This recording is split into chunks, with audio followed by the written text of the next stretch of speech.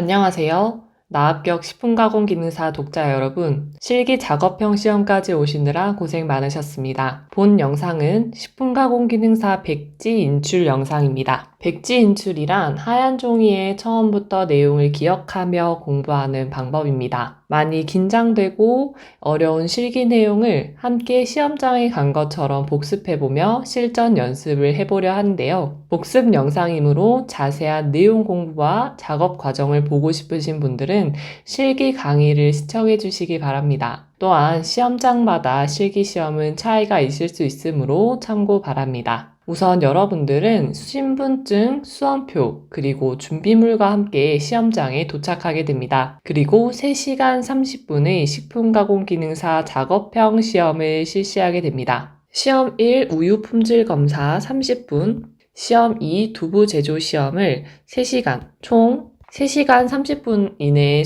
시험을 실시하게 되는데요. 우선 우유 품질 검사를 시작해 보도록 하겠습니다. 우선 시험 1 우유 품질 검사를 함께 복습해 보도록 하겠습니다. 우유 품질 검사에서 시행하는 시험이 어떤 것이었죠? 네, 맞습니다. 우유 산도 검사와 신선도 검사입니다. 시작하기에 앞서서 실습대 위에 여러분들은 위와 같은 기구를 확인하실 것입니다. 우유, 증류수, 페놀프탈레인 시액, 0.1 노르말 수산화 나트륨 용액, 70% 에탄올, 페트리 접시, 피펫, 피펫 휠러, 뷰렛, 비커 등이 있습니다. 여기서 신선도 검사에 사용할 것과 산도 검사에 사용할 것을 반드시 구분해 두어야 합니다. 신선도 검사에서 사용할 재료는 어떤 것일까요? 신선도 검사에서 사용할 것은 우유, 70% 에탄올, 페트리 접시, 피펫, 피펫 휠러입니다. 산도 검사에서 사용할 것은 우유, 증류수, 페놀프탈레인 시액, 0.1 노르말 수산화 나트륨 용액, 피펫, 피펫 휠러, 뷰렛, 비커 등이 됩니다. 한 재료 내에서 어떤 검사에 어떤 용액을 사용할지를 반드시 복습해 두도록 합시다. 신선도 검사를 통해 신선한 우유인지 먼저 판별하면 이후 산도 검사에서 어느 정도 범위를 예측할 수 있기 때문에 신선도 검사를 먼저 복습해 보도록 하겠습니다. 신선도 검사의 방법입니다. 우선 위의 재료를 먼저 준비한 후 페트리 접시에 피펫을 이용하여 우유와 70% 에탄올을 각각 2ml씩 취해줄 것입니다. 페트리 접시는 넓은 쪽이 뚜껑인 점을 참고하시기 바랍니다. 이때 피펫을 사용할 경우 A를 이용하여 공기를 빼고 피펫을 끼운 후 S를 눌러 눈금이 2에 오도록 우유를 빨아들입니다. 그리고 페트리 접시에 우유 2ml를 넣습니다.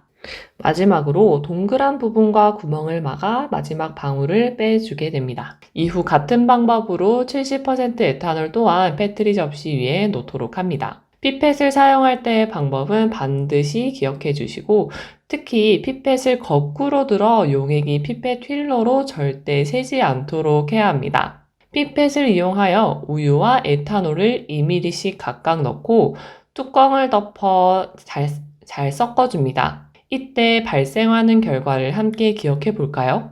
70% 에탄올을 우유에 떨어뜨렸을 때 우유에 응고물이 생기지 않으면 어떤 우유인가요? 신선한 우유이고요.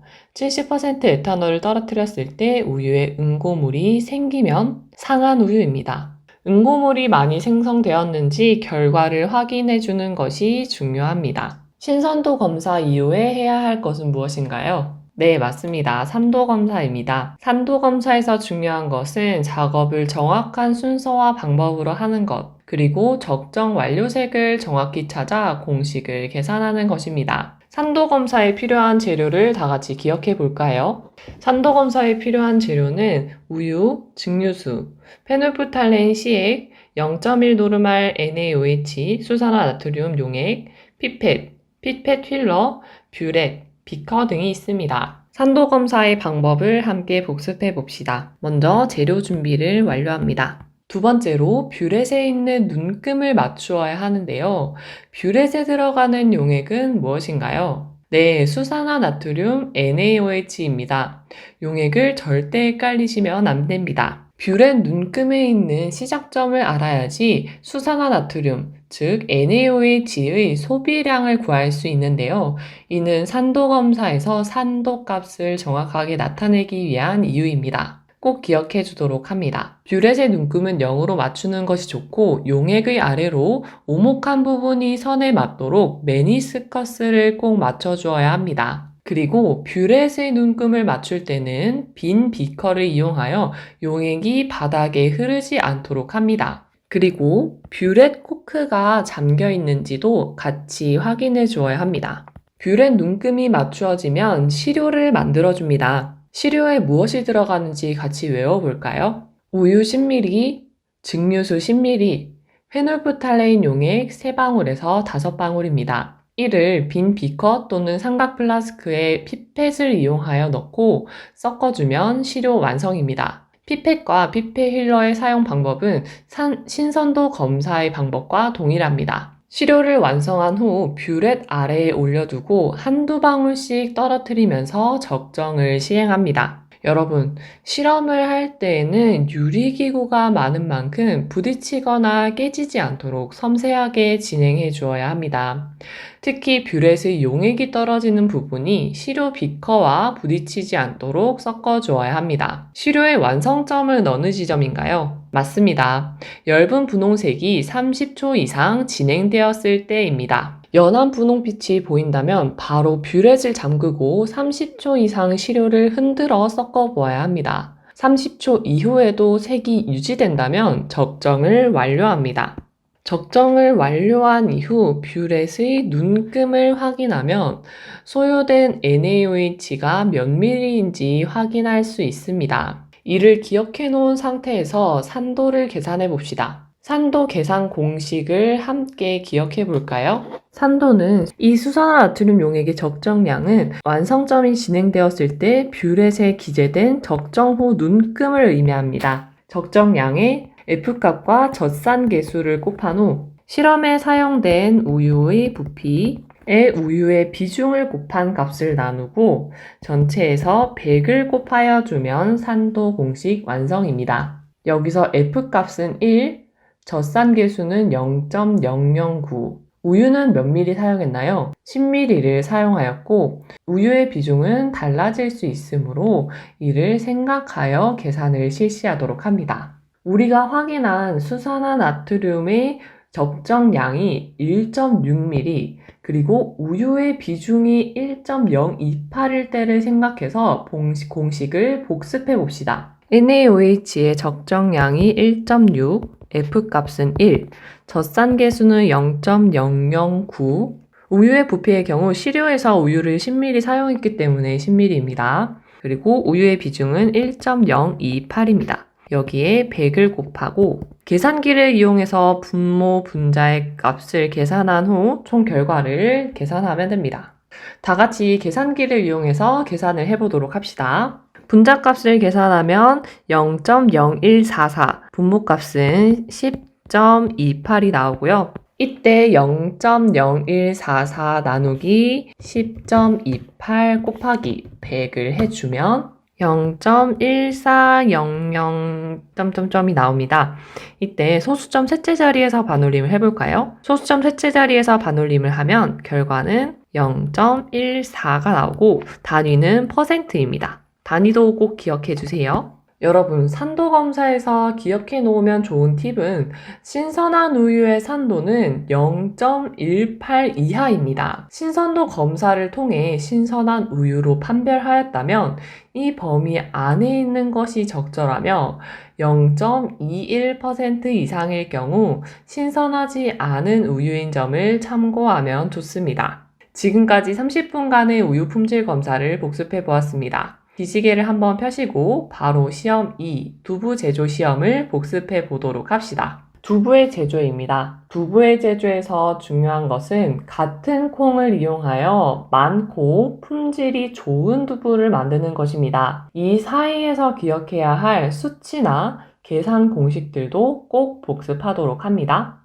두부 제조에서 재료가 잘 준비되었는지 확인하고 시작해 봅시다. 이상의 재료는 식품가공기능사 문제집 526쪽에서 527쪽을 참고해 주세요. 두부 제조에서 첫 번째로 해야 할 것은 무엇인가요? 콩 세척입니다. 콩을 씻는 작업은 좋은 두부를 만들기 위해 중요합니다. 불려진 콩을 채반에 깨끗이 씻고 껍질이나 불순물이 들어있지는 않은지 꼭 확인하세요. 두 번째는 마쇠입니다. 믹서기에 씻은 콩 500g을 넣고 그 2배인 1리터에서 1.5리터의 물을 넣어준 후 믹서기를 이용해서 잘 갈아줍니다. 이때 믹서기로 갈 때 처음부터 강하게 오래 갈기보다는 조금 갈린 후 잠시 믹서기를 멈추어 안의 내용물을 확인하고 갈리지 않은 콩은 잘 저어 균일하게 맛이 될 수 있도록 합니다. 또한 처음부터 물을 다 넣어주는 것이 아닌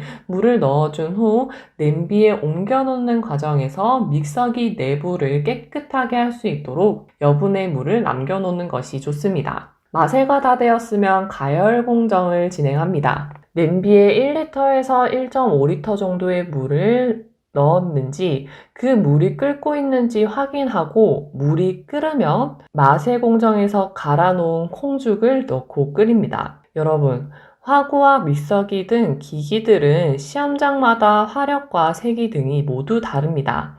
따라서 연습할 때 불의 색이나 갈아놓은 콩의 입자를 잘 기억하고 몸으로 직접 숙련해 놓는 것이 중요합니다. 불의 세기는 중불로 하되 끓어오르면 넘치지 않도록 약불로 하시는 것을 추천드립니다. 마쇠가 완성된 지점은 모래알처럼 거친 질감으로 하며 냄비에 콩이 눌러붙지 않도록 잘 저어주어야 합니다. 중불에서 시간이 지나면 거품이 살짝 끓어오르는 것을 볼 수 있는데요. 이때 거품 제거제인 식용유를 넣습니다. 끓이는 시간에 따라 다르나 익은 콩 향이 올라오지 않으면 식용유를 넣은 후 약불로 뭉근하게 더 끓이는 것을 추천드립니다.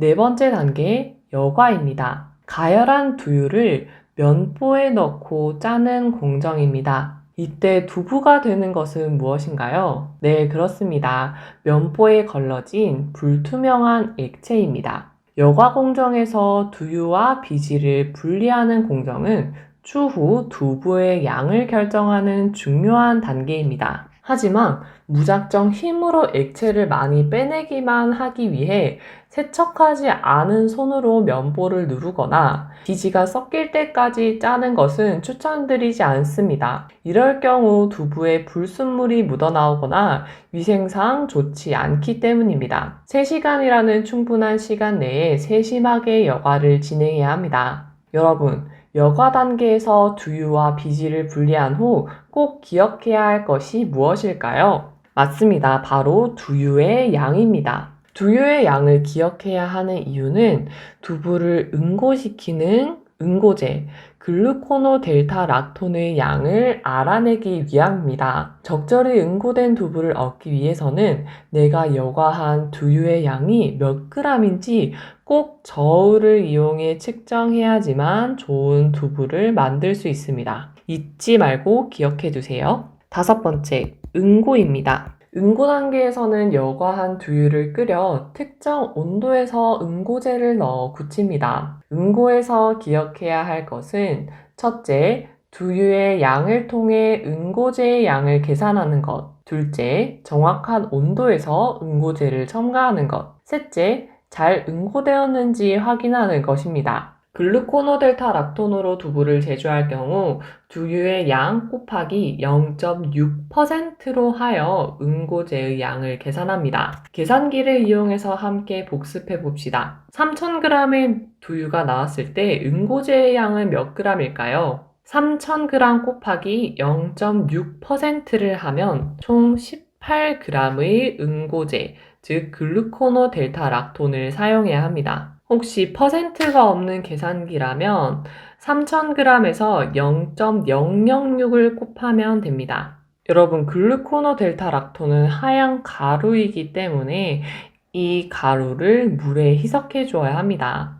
응고제를 계산한 후 응고제를 물에 희석해 줍니다. 보통 10배 희석을 하니 가루 글루코노델타락톤 18g에 물을 부어 180g을 맞추면 됩니다. 가루가 물에 잘 녹을 수 있도록 충분히 녹인 후 두유를 끓입니다. 두유를 끓인 후 온도계로 측정해서 85도씨에서 90도씨에 불을 끄고 응고제를 넣은 후 십자 모양으로 저은 후 기다려줍니다. 이때 불을 끄지 않고 응고제를 넣는 경우가 있는데 불을 끄지 않으면 온도가 계속 올라가 거친 두부가 될 수 있습니다.